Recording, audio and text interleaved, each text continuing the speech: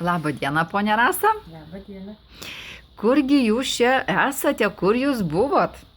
Pas gydytoją buvau Kelintą kartą buvot? antrą kartą. Antrą. Jūs reiškiasi diagnostikoje ir antrą kartą jau, taip? Diagnostika antrą kartą. Ir kaip jums buvo kokia sveikata pirmą kartą? Kokie buvo, sakykime, nusiskundimai? Prasta buvo ir dehidracija, ir nervų sistema, ir širdis labai prastai buvo. Ir su moteriškom ligom. Daug.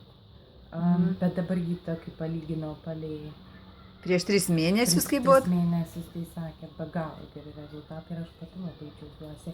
Ir aš pati labai gerai jaučiuosi. Tai labai smagu, tai sveikinu.